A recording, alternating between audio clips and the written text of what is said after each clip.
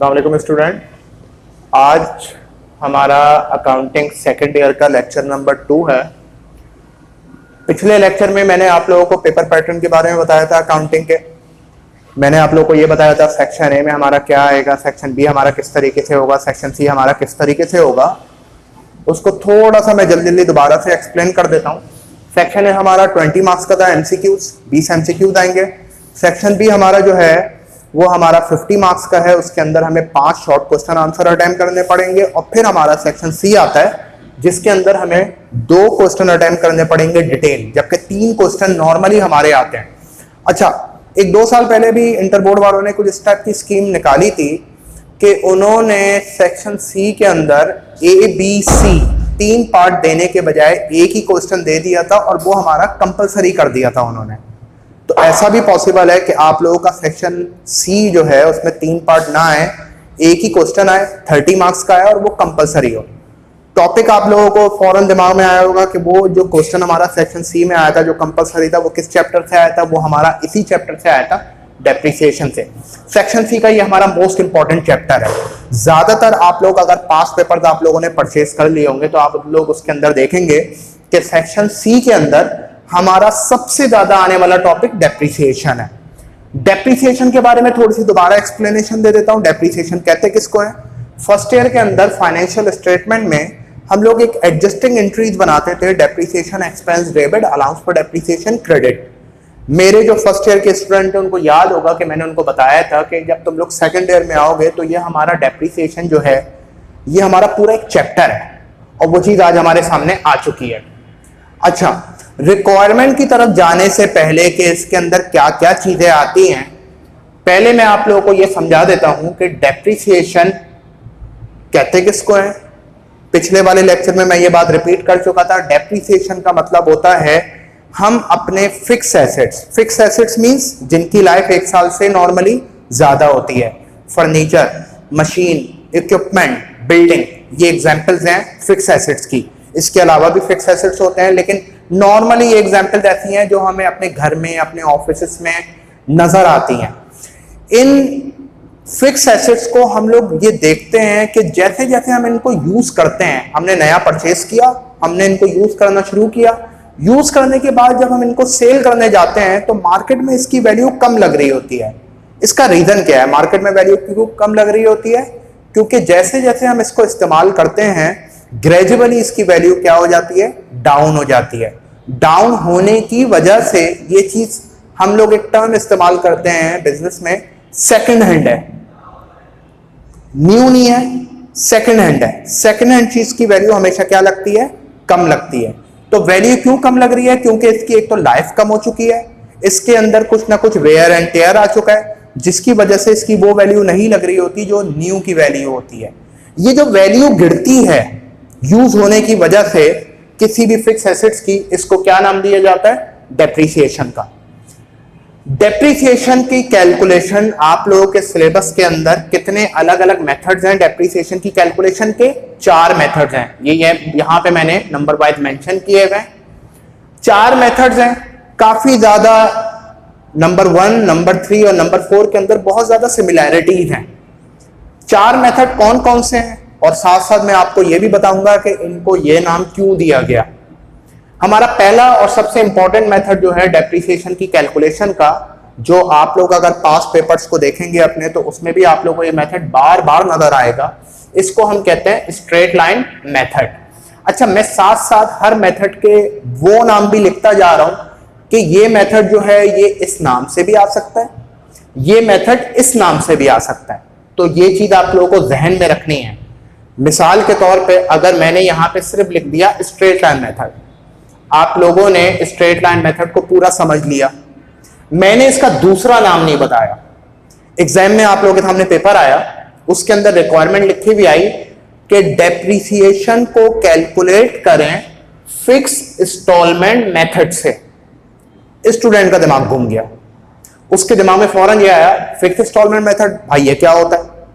Fix instalment method और straight line method एक ही चीज है, दोनों एक ही चीज है, एक दूसरे का निकनेम है सिर्फ। तो ये जो हमारा पहला मेथड है इसको स्ट्रेट लाइन मेथड भी कहते हैं और इसका दूसरा नाम ये किस नाम से और आ सकता है? Fix instalment method. हमारा सेकंड मेथड, ये भी बड़ा इंपॉर्टेंट मेथड है, बहुत ज्यादा आने वाला मेथड है। इसके 3 से 4 नाम है, मैंने सारे यहां पे मेंशन किए हुए। पहला नाम डिमिनिशिंग बैलेंस मेथड। क्यों कहते हैं इसको डिमिनिशिंग बैलेंस मेथड? जब हम क्वेश्चन अटेम्प्ट करेंगे उस वक्त मैं आप लोगों को एक्सप्लेन करूंगा। डिमिनिशिंग बैलेंस मेथड के साथ साथ इसका दूसरा नाम क्या है? Reducing balance method. देखिए मीनिंग सेम आ रही है। डिमिनिशिंग, डिमिनिशिंग का मतलब होता है कम होता हुआ। रिड्यूसिंग, रिड्यूस का मतलब क्या होता है? कम कर देना। तीसरा नाम डिक्लाइनिंग, सेम मीनिंग है, डिक्लाइनिंग कम होता हुआ, डिक्लाइनिंग बैलेंस मेथड। और इसका चौथा नाम है रिटन डाउन वैल्यू मेथड। इन 4 में से किसी भी नाम से ये हमारा क्वेश्चन आ सकता है। हमारा तीसरा मेथड, ये जो तीसरा मेथड हमारा है इसका नाम है यूनिट प्रोडक्शन। दूसरा इसका नाम क्या है? Output method. या तो यूनिट प्रोडक्शन मेथड या फिर आउटपुट मेथड। ये हो गए हमारे 3 मेथड। और हमारा चौथा जो मेथड है वो है वर्किंग आर मेथड, या फिर इसको सिर्फ आर मेथड भी कहते हैं। तो ये हमारे 4 मेथड्स हैं। अच्छा, एक चीज और क्लियर करता चलो, हमारा 2010 से पहले का जो सिलेबस था उसके अंदर 5 मेथड होते थे। एक और मेथड था sum of the year digit method. 2010 के बाद से जब से हमारा पैटर्न चेंज हुआ, हमारे क्वेश्चन जो है वो इन 4 मेथड से आते हैं। Sum of the year digit method हमारा नहीं आता, सिलेबस में मौजूद नहीं है। 4 मेथड से हमारे क्वेश्चन आ सकते हैं, इनमें से कोई से भी 4 मेथड से क्वेश्चन आएंगे। अच्छा, अगर आपका डेप्रिसिएशन सेक्शन सी में आता है, part A, part B, part C, तीनों पार्ट डेप्रिसिएशन के टॉपिक से आ रहे हैं, तो नॉर्मली क्वेश्चन किस स्टाइल से आता है? फर्ज करें पार्ट ए के अंदर डेप्रिसिएशन आपको कैलकुलेट करना है किस मेथड से? Straight line. तो पार्ट बी के अंदर अगर हमें डेप्रिसिएशन कैलकुलेट करना होगा तो वो जो क्वेश्चन आएगा उसके अंदर किस मेथड से डेप्रिसिएशन कैलकुलेट करना होगा? Diminishing balance. उसके बाद पार्ट सी अगर हमारा आएगा तो उसके अंदर ना स्ट्रेट लाइन होगा ना डिमिनिशिंग होगा, उसके अंदर या तो ये दोनों मेथड होंगे या इनमें से कोई एक मेथड होगा। 2011 का, 12 का, 13 का पेपर आप लोग देख सकते हैं, इसी सीक्वेंस से हमारे क्वेश्चन आए हुए हैं। एक पार्ट में एक मेथड होता है, दूसरे पार्ट में दूसरा मेथड होता है, तीसरे पार्ट में तीसरा या चौथा मेथड होता है। इस तरीके से हमारा पेपर डिजाइन होता है। अब आ जाते हैं जरा अपने क्वेश्चन की तरफ। क्वेश्चन नंबर 1, ये हमारा डेप्रिसिएशन का पहला सवाल है। क्वेश्चन है जो मैंने यहां बोर्ड पे लिखा हुआ है, ऑन जनवरी 1, 2016। अच्छा, क्वेश्चन कराते वक्त एक चीज क्लियर करो, ये जो मैं क्वेश्चन आप लोगों को समझा रहा हूं ये हमारा बुक का या 5 ईयर का क्वेश्चन नहीं है।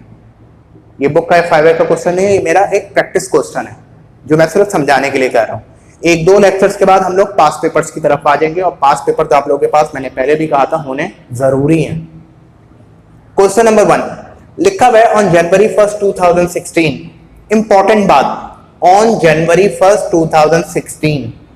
जनवरी 1, 2016 को सलमान एंड को कंपनी का नाम है, परचेज्ड अ मशीन, इन्होंने एक मशीन खरीदी with a cost of ₹1 lakh.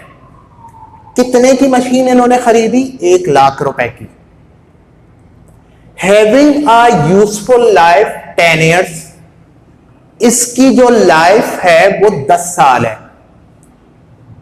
Useful life का क्या मतलब है? मोबाइल फोन जब हम लोग खरीदने जाते हैं तो जो उसके अंदर एक वारंटी कार्ड होता है उस पर लिखा हुआ होता है 1 ईयर वारंटी, 1 साल की वारंटी है। कोई मशीनरी आइटम हम लोग खरीदने जाते हैं तो उसमें मेंशन होता है 2 साल की वारंटी, 5 साल की वारंटी। आप फ्रिज वगैरह अगर परचेज करते हैं तो उसके अंदर लिखा हुआ होता है कंप्रेसर वारंटी 10 साल और पार्ट्स वारंटी 2 साल, 3 साल, ये मेंशन होता है, ये वारंटी कार्ड मिलता है। ये वो वारंटी है जो कंपनी दे रही है। जिस ब्रांड की आपने कोई चीज खरीदी है उस ब्रांड की जो कंपनी है वो ये वारंटी आपको दे रही है। यूजफुल लाइफ इससे थोड़ा सा डिफरेंट है। यूजफुल लाइफ क्या है? मोबाइल फोन मैंने खरीदा, वारंटी 1 साल है। मैंने सोचा कि यार मेरे पास ऑलरेडी एक मोबाइल फोन है, तो इस मोबाइल फोन का यूज मेरा बहुत ही कम रहेगा। तो इनकी तरफ से जो वारंटी है वो 1 साल है, लेकिन मेरे हिसाब से ये मेरा जो मोबाइल फोन है ये बहुत ही कम इस्तेमाल होगा, तो मेरे अंदाजे के मुताबिक मेरा ये मोबाइल फोन 4 साल चलेगा। तो ये जो मैंने सोचा है कि ये मेरा मोबाइल फोन 4 साल चलेगा, ये क्या है इसकी यूजफुल लाइफ। कंपनी ने मशीन खरीदी 1 लाख की, अपने हिसाब से कंपनी ने उसकी लाइफ कितनी सोची है, 10 साल। इसको हम एस्टिमेटेड लाइफ कहते हैं, यूजफुल लाइफ कहते हैं, थोड़ी बहुत कम या ज्यादा हो सकती है। And scrap value ₹20,000। स्क्रैप की टर्म अगर आप लोगों ने कभी सुनी हो, स्क्रैप का मतलब होता है एक ऐसी चीज जो आपके लिए बेकार हो जाए। मतलब स्क्रैप के मीनिंग होता है कबाड़, फेंकने वाली चीज। हमारे घर पे अगर कोई चीज खराब हो जाती है या बहुत ज्यादा पुरानी हो जाती है और हमारे लिए यूज में नहीं रहती, तो हम कहते हैं यार ये स्क्रैप में डाल दो, यानी कि यूजलेस है। स्क्रैप वैल्यू का मतलब 10 साल चलने के बाद ये मशीन जब हमारे लिए एक तरीके से यूजलेस हो जाएगी, हमारे काम की नहीं रहेगी, तो उसकी वैल्यू हमारे अंदाजे के मुताबिक कितनी हो जाएगी, 20,000। दोबारा सुनिएगा, 1 लाख कॉस्ट, इतने में खरीदी, सोचा क्या है 10 साल चलेगी, और 10 साल के बाद अगर हम इसको मार्केट में सेल करने के लिए जाएंगे, हमारे लिए यूजलेस हो जाएगी। अगर हम इसको मार्केट में सेल करने के लिए जाएंगे तो यही मशीन 20,000 रुपए में हमारे अंदाजे के मुताबिक सेल हो जाएगी। अब 20,000 से कम में भी सेल हो सकती है, 20,000 से ज्यादा में भी सेल हो सकती है। कभी आप लोगों ने देखा हो अपने गली मोहल्ले वगैरह के अंदर कोई गाड़ी किसी के घर के बाहर खड़ी हुई होती है, बिल्कुल मट्टी उसके ऊपर लगी हुई, बिल्कुल यूजलेस, कोई एक आध टायर भी पंचर हुआ है। आप लोग उन जिनकी ये गाड़ी है, आप लोग उनसे पूछते हो यार ये गाड़ी आप लोग ठीक क्यों नहीं कराते? वो कहते हैं यार अब हमें इसको इस्तेमाल ही नहीं करना, हमारे लिए बेकार है, हमें इस्तेमाल ही नहीं करनी। तो फिर आप उनको मशवरा दे दो कि यार फिर आप इसको बेच दो, तो वो कहते हैं यार बिल्कुल ही ऐसी हालत हुई भी है, अब देखते हैं कोई इसको खरीद ले, कितने में भी बिक जाए इसको, हम इसको बेच देंगे। उनके लिए ये चीज स्क्रैप है, वो इसको इस्तेमाल नहीं करना चाहते, उनके नजदीक ये चीज बेकार है। दूसरी जो पार्टी आई है जिसके लिए ये चीज अभी भी ऐसी है, ये गाड़ी अभी भी ऐसी है कि इसके ऊपर अगर कुछ पैसे लगाए जाएं तो ये यूज हो सकती है, वो इसको खरीद लेंगे। तो स्क्रैप वैल्यू का मतलब होता है 1 लाख की मशीन 10 साल के बाद इनके हिसाब से 20,000 में मार्केट में सेल हो जाएगी, इसको कोई भी खरीद लेगा 20,000 में। Accounting year ends on December 31st। इनका जो अकाउंटिंग ईयर है, ये टर्म हम लोग बार बार सुनते थे फाइनेंशियल स्टेटमेंट के अंदर। अकाउंटिंग ईयर का मतलब होता है 12 महीने का टाइम पीरियड। इनका जो अकाउंटिंग ईयर एंड होता है वो कब एंड होता है? December 31st को, मतलब January 1st को इनका अकाउंटिंग ईयर स्टार्ट होता है और 12 महीने इनके कंप्लीट होते हैं December 31st को, तो इनका अकाउंटिंग ईयर एंड होता है December 31st को। अब इधर जो इंपॉर्टेंट चीजें हैं वो क्या है? खरीदी कब है? January 1st 2016 को। खरीदी कितने में है? 1 लाख में। इसकी लाइफ कितनी है? 10 साल। स्क्रैप वैल्यू कितनी है? 20,000। और अकाउंटिंग ईयर एंड कब हो रहा है? December 31st को। अब आ जाते हैं इसकी रिक्वायरमेंट पे। रिक्वायरमेंट है calculate the depreciation for 2016 under straight line method. मैंने आप लोगों को पहले भी बताया था कि जब भी हमारा डेप्रिसिएशन का क्वेश्चन आएगा और उसके अंदर हमें डेप्रिसिएशन की कैलकुलेशन करनी होगी तो हमें यह मेंशन किया जाएगा कि आपको डेप्रिसिएशन कौन से मेथड से कैलकुलेट करना है। 4 मेथड्स हैं।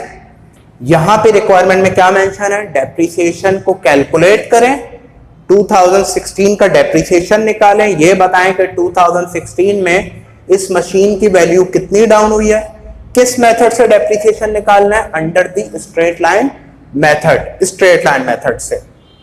अच्छा, मेथड या तो रिक्वायरमेंट में मेंशन कर देंगे कि इस मेथड से निकालें, या ये मेथड जो है ये हमारे क्वेश्चन में मेंशन होगा कि कंपनी डेप्रिसिएशन कैलकुलेट करती है स्ट्रेट लाइन मेथड से। मेंशन जरूर करेंगे या तो क्वेश्चन में या रिक्वायरमेंट में। अब स्ट्रेट लाइन मेथड से डेप्रिसिएशन कैलकुलेट कैसे करते हैं? सॉल्यूशन की हेडिंग एनुअल डेप्रिसिएशन, इसको एनुअल डेप्रिसिएशन भी कहते हैं, पर ईयर डेप्रिसिएशन भी कहते हैं। एनुअल डेप्रिसिएशन या पर ईयर डेप्रिसिएशन का मतलब पूरे साल का डेप्रिसिएशन, 12 महीने का डेप्रिसिएशन। फॉर्मूला क्या है? Annual depreciation is equals to cost minus scrap value divided by life in years. Cost question में कितनी मेंशन थी? 1 लाख, माइनस स्क्रैप वैल्यू कितनी थी यहां पे? 20,000 divided by life in years. Life in year यहां पे कितनी है? 10। सारी चीजें क्वेश्चन में गिवन होंगी। 1 लाख में से 20,000 माइनस किए, 80,000 आंसर आएगा। 80,000 को डिवाइड किया 10 से, तो हमारा फाइनल आंसर क्या आ रहा है? 8,000। इस 8,000 का मतलब क्या है? इस 8,000 का मतलब यह है कि हमारी इस मशीन का अगर हम स्ट्रेट लाइन मेथड से डेप्रिसिएशन कैलकुलेट करेंगे तो 12 महीने चलने पे इस मशीन की हमारे हिसाब से कितनी वैल्यू डाउन होगी? 8,000। किसी भी साल ये मशीन पूरे 12 महीने चलेगी, इसकी फिक्स एक वैल्यू हम डाउन कर दिया करेंगे 8,000 रुपए। इसको हम कहते हैं एनुअल डेप्रिसिएशन। अच्छा, यहां तक हमने निकाला एनुअल डेप्रिसिएशन। क्वेश्चन की रिक्वायरमेंट क्या है? डेप्रिसिएशन का अमाउंट बताएं 2016 का। ये हमने पहले मालूम किया, ये मालूम करना जरूरी होता है कि हमारे 12 महीने का डेप्रिसिएशन होना कितना चाहिए? 8,000। अब इसके नेक्स्ट लाइन में हम लोग मेंशन करेंगे 2016 का डेप्रिसिएशन। Depreciation for 2016। 2016 में डेप्रिसिएशन कितना होगा? 2016 मशीन इन्होंने कब खरीदी थी? जनवरी 1 को। अकाउंटिंग ईयर इनका कब एंड हो रहा है? दिसंबर 31 को। जनवरी से दिसंबर मशीन पूरे 12 महीने चली 2016 में। जनवरी 1 को खरीदी, दिसंबर 31 को अकाउंटिंग ईयर एंड हुआ, पूरे 12 महीने मशीन चली। और ये जो एनुअल डेप्रिसिएशन है इसका मतलब भी यह है कि ये पूरे 12 महीने का डेप्रिसिएशन होता है, यानी कि किसी भी साल अगर मशीन 12 महीने चलेगी तो उसकी वैल्यू 8,000 गिरेगी। 2016 में मशीन क्वेश्चन के हिसाब से पूरे 12 महीने हमारे पास रही, 12 महीने रन किया इसने, तो 2016 का डेप्रिसिएशन एज इट इज यहां पे आ जाएगा 8,000 रुपए। अगर 2016 में 12 महीने नहीं चली होती तो क्या होता? हमारा जो नेक्स्ट क्वेश्चन इसके बाद आएगा उसके अंदर ये वाली कंडीशन जो जहन में आ रही है वो आ जाएगी। अभी 12 महीने के हिसाब से मैंने डेप्रिसिएशन निकलवाया। नेक्स्ट क्वेश्चन जो नेक्स्ट लेक्चर हमारा आएगा उसके अंदर मैं मंथ्स की कैलकुलेशन के हिसाब से डेप्रिसिएशन निकलवाऊंगा। तो नेक्स्ट लेक्चर में इंशाल्लाह ताला हम लोग फिर हाजिर होंगे। नेक्स्ट लेक्चर में आप लोगों को मैं एक्सप्लेन करूंगा स्ट्रेट लाइन मेथड को ही थोड़ा सा फर्दर मंथ्स के साथ।